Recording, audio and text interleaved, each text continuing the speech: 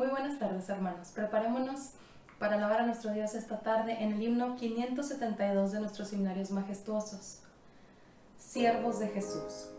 Y dice 1 Corintios 14:8: y si la trompeta diere sonido incierto, ¿quién se preparará para la batalla?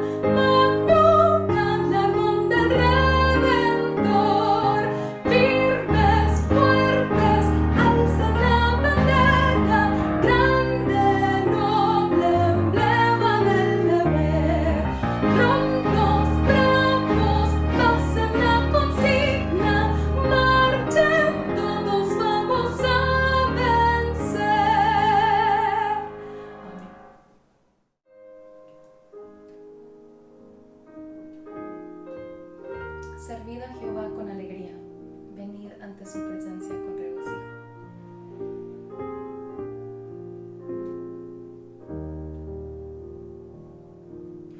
Yo te sirvo porque te amo, tú me has dado vida a mí.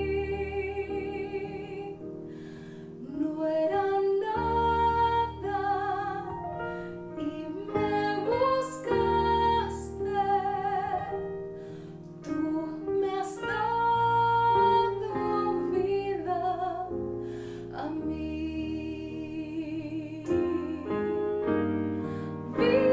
Vidas hechas pedazos te llevaron al Calvario. Tan cruel tu amor será mi anhelo. Tú me has dado vida a mí.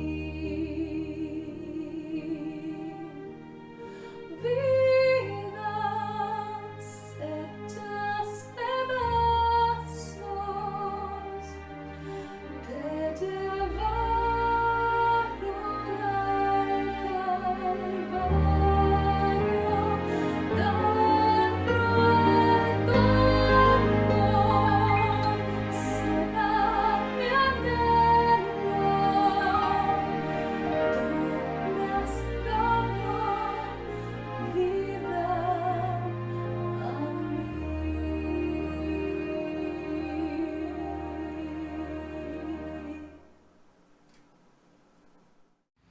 Buenas tardes, hermanos. Este es el culto vespertino. Todavía lo vemos en casa. Yo también me incluyo. Hasta cierto modo es muy cómodo, muy agradable saber ya es la hora del culto y nos ponemos a verlo en una televisión más grande y estamos atentos a que empieza y los cantos especiales, el mensaje es bello. Pero de todas maneras no se compara aún con el hecho de convivir juntos, de vernos unos a otros, de saludarnos personalmente, de cantar juntos, leer nos gusta unidos y todo lo que hacemos juntos como iglesia. Eso yo creo que ocurrirá pronto, en unas semanas más. Por lo pronto estemos atentos. Fíjense que el mensaje que hoy vamos a considerar está en la carta a los Romanos, en el capítulo 6, a partir del versículo 15. Es un pasaje en donde el apóstol Pablo se aprecia o se está preparando para llegar al corazón de la carta a los Romanos,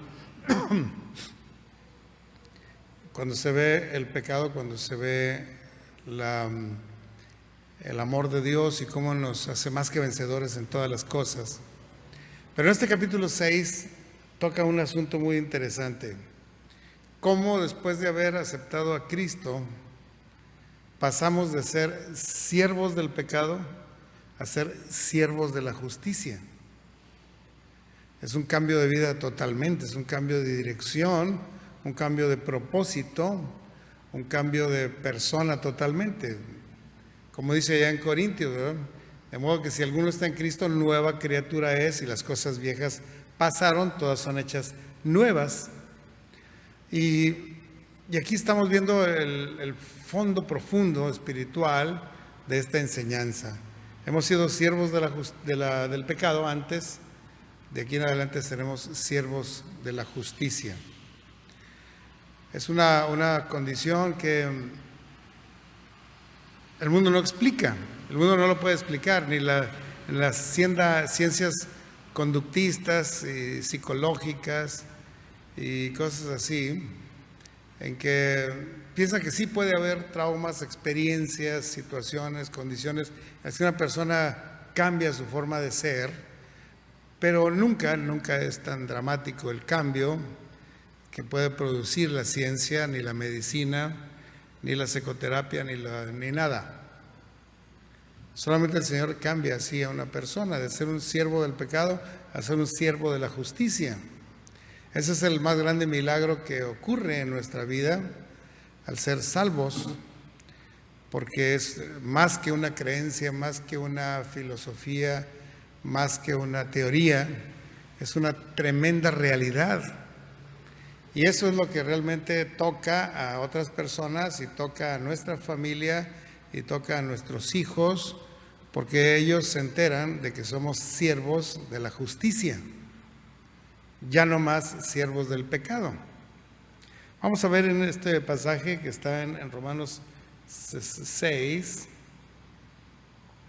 versículos 15 en adelante, dice así: ¿qué pues? ¿Pecaremos porque no estamos bajo la ley, sino bajo la gracia? De ninguna manera. ¿No sabéis que si os sometéis a alguien como esclavos para obedecerle, sois esclavos de aquel a quien obedecéis?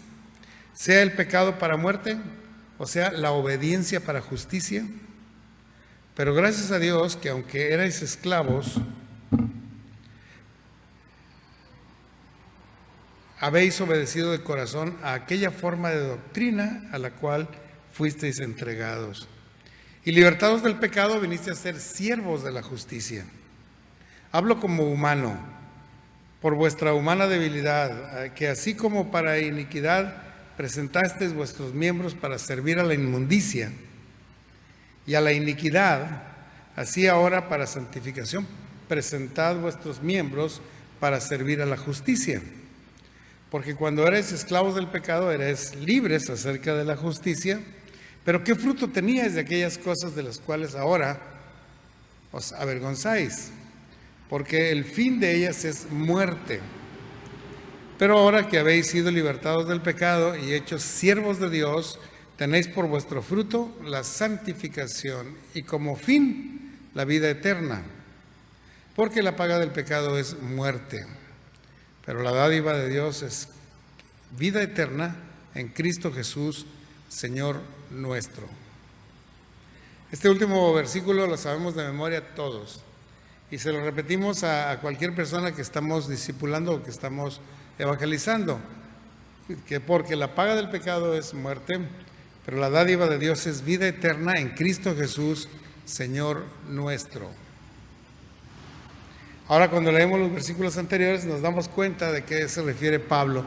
Pablo está escribiendo a los romanos, que era una iglesia en Roma, que había sido fundada por hermanos cristianos que habían sido dispersados de Judea, se habían ido hasta Roma, muchos de ellos, y porque era la ciudad capital del imperio, y allá empezaron a tener hijos espirituales y formaron una iglesia, la Iglesia Bautista de Roma.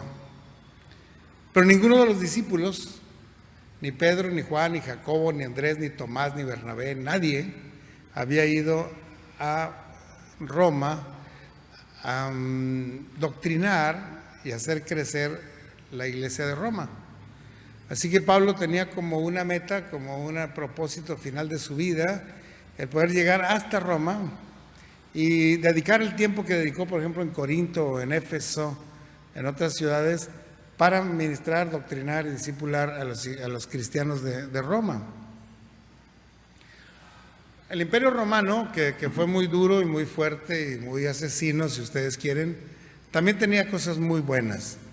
Había un sentido de justicia muy especial, de tal manera que el derecho romano fue la cuna de muchos derechos que hay hoy en las ciudades y en los países modernos. El derecho romano apelaba a la justicia humana, a ser justos, a servir a la justicia. Y si había un gobernante, este debería servir a la justicia. Si había un senado, el senado apelaba a la justicia. Y si había cualquier soldado o policía en los pueblos, estaba siendo puesto a vigilar la justicia, apegada a la ley del país, ¿no? Todavía hoy en día, si vemos a un policía por ahí, pensamos es el representante de la ley, es un procurador de justicia. Le podemos ir al policía si tenemos un problema, porque hay esa tendencia a buscar la justicia humana en la tierra. Sin embargo, la justicia no es alcanzable por los seres humanos. Más bien, los encargados de buscar la justicia fracasan, caen en corrupción, caen en ilegalidades, caen en partidarismos, muchas veces no aplican la justicia, ocurre impunidad entre los poderosos y en cambio se ejerce todo el peso de la ley contra los pobres. En fin, aún en la aplicación de justicia se cometen abusos terribles de injusticia. Así que Pablo, sabiendo que en Roma se buscaba la justicia y se predicaba y se gobernaba con justicia, una justicia de hombres, hace ver a los cristianos de Roma y a nosotros también cómo la justicia viene de Dios y cómo nosotros, cada uno de nosotros, seamos jueces o no seamos jueces, seamos policías o no policías, estamos para servir a la justicia. De eso trata la vida humana, la vida cristiana. Es un desafío de Dios que quiere tener entre nosotros a un pueblo justo. Ahora, fíjense bien que nosotros, siendo humanos y habiendo caído en pecado, no una, sino muchas veces, descubrimos que hemos sido esclavos del pecado. Y esclavo del pecado es decir que servimos al pecado, que si un día pecamos, buscamos volverlo a hacer. Y volvemos a justificar el pecado, que es lo más terrible que puede uno hacer, porque ¿qué justicia puede haber en el pecado? Bueno, pues la mayoría, en vez de confesar, en vez de arrepentirse, en vez de abandonar el pecado, trata de justificar su pecado. Es algo absolutamente absurdo, ¿no? No se puede justificar el pecado. No se puede. No hay forma de decir, bueno, pequé, pero por estas circunstancias, bueno, sí pequé, pero lo que quería era hacer un bien y me salió un mal. El pecado ni tiene buenas intenciones, ni tiene buenos efectos, ni tiene buenas consecuencias, no tiene ninguna buena esencia, no hay nada bueno en el pecado. Así que no se puede justificar. Y aun cuando no se puede justificar, uno lo sigue y lo sirve, lo pretende justificar y lo repite y lo enseña y lo practica y lo ejemplifica para que otros lo practiquen, y luego cuando otros lo practican puede ser que nos enojemos con ellos porque estuvo mal, o puede ser que nos complazcamos con los que lo practican. Sea que nos enojemos porque aquel pecó como yo pecaba, o sea que me complazca porque él está pecando como yo peco. Ambas cosas son pecantes y ambas cosas son terribles e injustificables. Y la paga del pecado es muerte. El que peca y esclavo de pecado lo hace para iniquidad, sirviendo a la inmundicia y a la iniquidad, y para muerte propia y para muerte de muchos. Ese es el problema del pecado, porque la paga del pecado es muerte. Allá en una ciudad llamada, creo que fue allá en Tennessee. ¿Te acuerdas? En Tennessee es el estado de Estados Unidos, en Nashville tal vez. Andábamos en un curso allá, mi familia y yo, y otras 11,000 familias, mucha gente, y vimos a una carroza fúnebre muy elegante, con sus cortinitas grises adentro de las ventanas, moviéndose ahí por la ciudad. No era un cortejo, la carroza iba sola, pero se estacionaba en un negocio y luego en otro y otro. Ahí andaba por el centro dando la vuelta a esa carroza fúnebre, y arriba de su techo tenía un anuncio así como panorámico, pero larguito, arriba del techo, en una estructura metálica bien hecha, muy bien hecha, y decía un escrito que decía: la paga del pecado es muerte. Y como lo traía una carroza fúnebre, el impacto de esa frase, donde quiera que iba, era contundente. La gente ve, ¡ay, caramba, la muerte! Y una carroza fúnebre representa la muerte de alguien a quien se va a enterrar en ese momento. Y así decía esa carroza. Después supimos que era un hermano cristiano que compró la carroza y mandó poner ese versículo para ir al centro y dar la vuelta, y que mucha gente escuchara ese mensaje que hoy estamos considerando aquí. Y del otro lado del anuncio decía: pero la dádiva de Dios es vida eterna en Cristo Jesús. Así que esa es una realidad, ¿no? El pecado nos esclaviza, nos hace trabajar, nos hace denigrar, nos hace destruir, nos hace dar un mal ejemplo, y todo esto es para muerte y sin ninguna recompensa, hermanos. No hay recompensa. Quizá alguien diga: bueno, pero por lo menos en el momento que pecabas disfrutaste un poco. Esa es toda la recompensa, ninguna más. Pero el Señor, en su misericordia, nos ha llamado para vida y quiere que seamos esclavos de la justicia. Si de alguien vamos a ser esclavos, debemos ser esclavos de la justicia que es en Cristo Jesús, porque Él es el que hace el justo y el que justifica. Así que ser esclavos de la justicia es ser esclavos de Jesucristo. A eso hemos sido llamados, porque ahora que hemos obedecido a una doctrina santa, a una revelación santa, a la palabra de Dios, hemos obedecido y hemos decidido creer en el Señor. Entonces nos convertimos ahora en siervos de la justicia. Y si éramos siervos del pecado y esclavos del pecado, que eso sí era denigrante, ahora somos siervos de la justicia, lo cual es sumamente hermoso. Es una condición superior a la cual el Señor nos está llamando.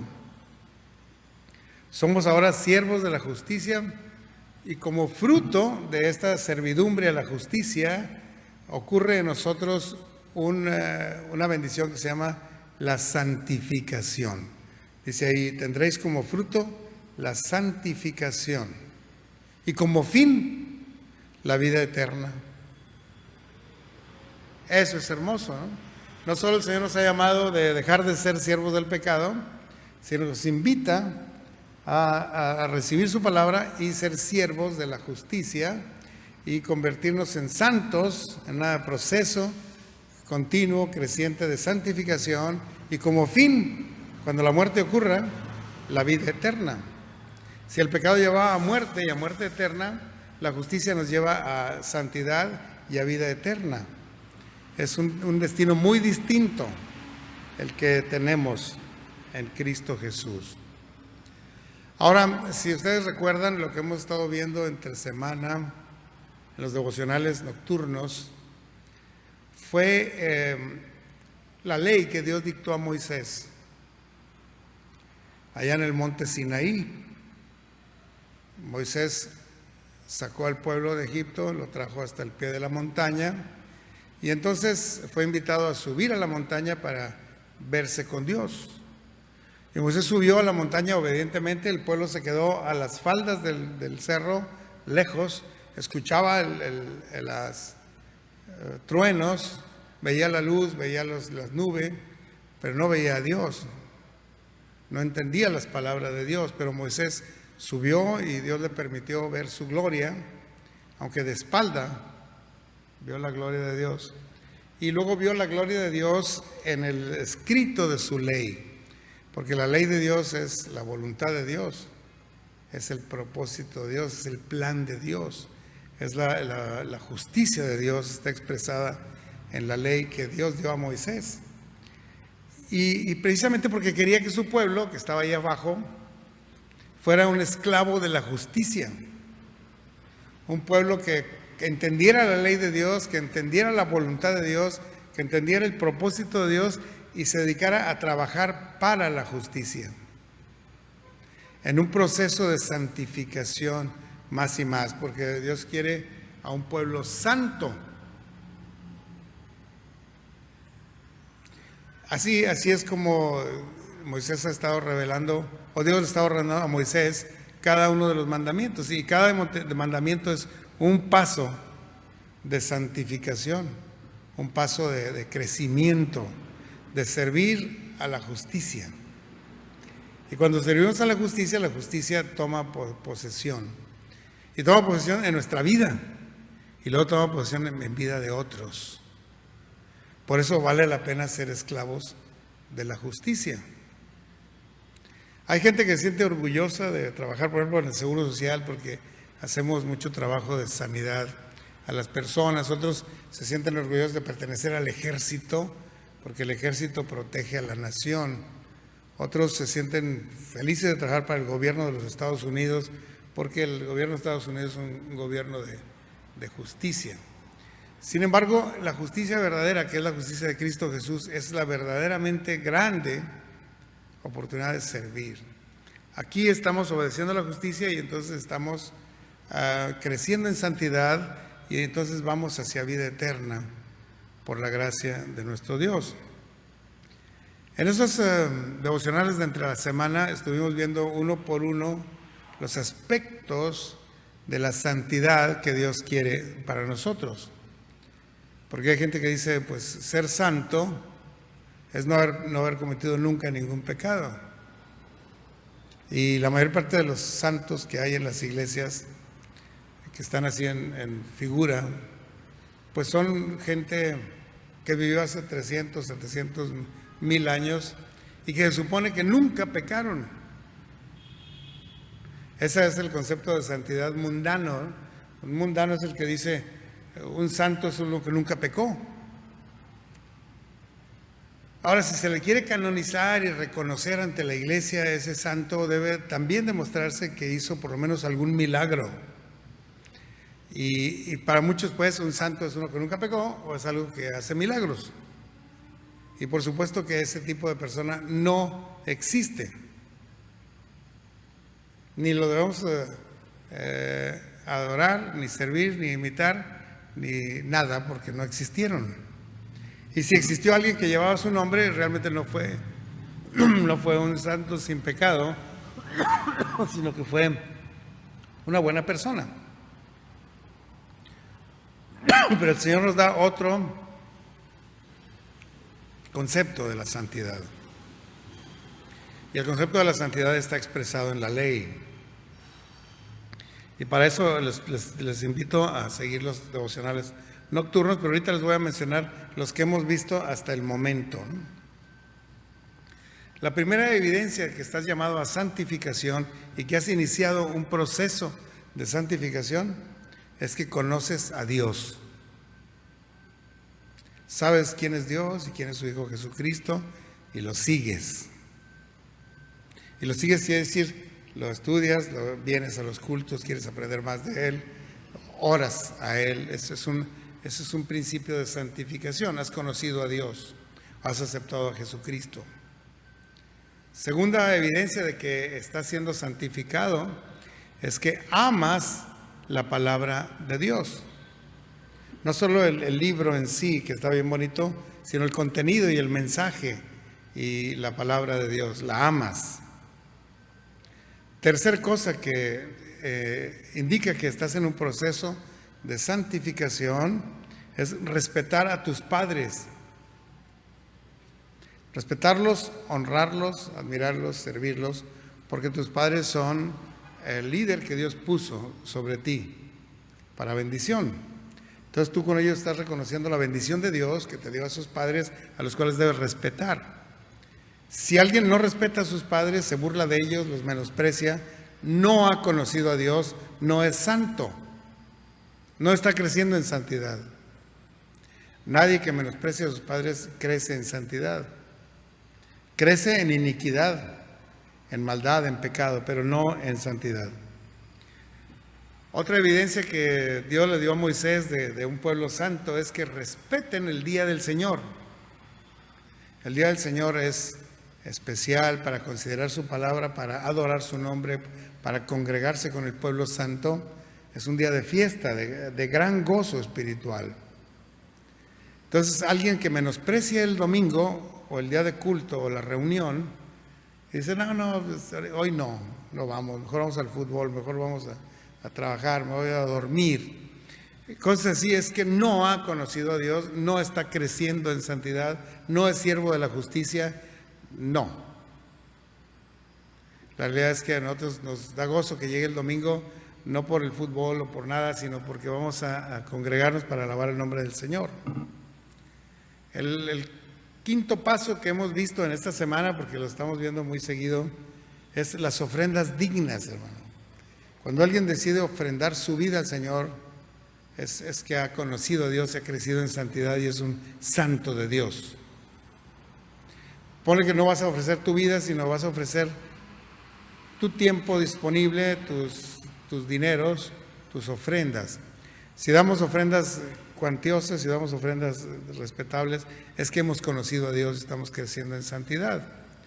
Pero si no ofrendamos, si no nos importa que el templo esté caído, estamos tranquilos con eso, entonces quizá no hemos conocido a Dios todavía. Vimos también en esta semana la veracidad, cuando habla uno verdad con su prójimo. Si uno peca, si uno jura en falso, no es santo, no ha conocido a Dios, pero si uno dice verdad, aún en peligro de que te vayan a regañar porque andas diciendo la verdad tuya, o una confesión, entonces eres santo. Y la confesión solo la hace alguien que se ha arrepentido y que ha conocido a Dios. Pero aquel que engaña, miente, niega, dice que no es cierto, que no ha ido, ese no ha conocido a Dios todavía y está sirviendo a su padre, el diablo, que es padre de mentira. Vimos también en esta semana la justicia social. Cuando tratamos de pagarle bien a los que nos hacen un trabajo, cuando ayudamos al que tiene necesidad, francamente, cuando no escatimamos darle su pago al que se lo merece, estamos haciendo una justicia social que solo tienen los hijos de Dios. Los hijos del mundo escatiman, esconden, niegan, dicen, no tengo ahorita, fíjate, vente el próximo mes a ver si tengo algo. Y no le das porque no hay justicia en tu corazón todavía. No ha nacido el sol de justicia en tu corazón y no vas a ayudar a nadie. Pero el que lo hace tiene un paso adelante en la santidad y en la justicia. Y también vimos el buscar la paz. El que busca la paz y la sigue es un hijo de Dios. Es alguien que ha conocido al Dios de paz, que es alcanzado por el príncipe de paz y que ha recibido la paz que el Señor nos da, la paz que el Señor nos deja, no como el mundo la da, yo os la doy, dice el Señor. Y esa forma de paz, de buscar paz, lo vimos creo que el miércoles pasado. Es por ejemplo cuando dices no y andaréis chismeando entre tu pueblo. No menosprecies a tu prójimo. No atentes contra la integridad de tu prójimo. No discutas con tu prójimo. Razonarás con tu prójimo para no caer en su pecado. Son muchas formas de buscar la justicia. Nosotros inyectando justicia en la relación personal, porque tenemos la justicia de Dios en nosotros y podemos hacer paz. Y tener paz con nuestra esposa y con nuestros hijos, con nuestros hermanos, con nuestros pastores, tener paz con nuestros prójimos. Todas esas son formas de servir a la justicia y de vivir una vida de santidad. Así que hermanos, yo les invito a que veamos los devocionales. Si los han perdido, búsquenlos. Las últimas 2 semanas, escúchenlos, duran 15 minutos y hagamos una decisión con Dios de ser siervos de la justicia, buscando la santificación que Dios da a través de sus mandamientos. Vamos a despedirnos en oración en esta noche. Señor, gracias te damos por tu presencia, por tu palabra, por tus mandamientos, por la paz que nos has dado, porque nos has llamado a servir a la justicia, a crecer en santidad y a ser hijos tuyos, evidentemente, entre un pueblo perdido que requiere mucha ayuda. Bendice a nuestra iglesia para que brille en el lugar donde se encuentre, no solo aquí adentro del templo, sino que podamos brillar hacia afuera, en las empresas, en las escuelas, en los hospitales, en las plazas, en los ejidos, donde quiera que nos lleves. Pues lo rogamos en el nombre de Jesús, nuestro Señor y Salvador. Amén. Dios les bendiga, hermanos. Que améis a Jehová vuestro Dios y le sirváis de todo vuestro corazón y vuestra alma. Josué 22:5. Cantemos el himno 541 de nuestros himnarios majestuosos, Corazón de Siervo.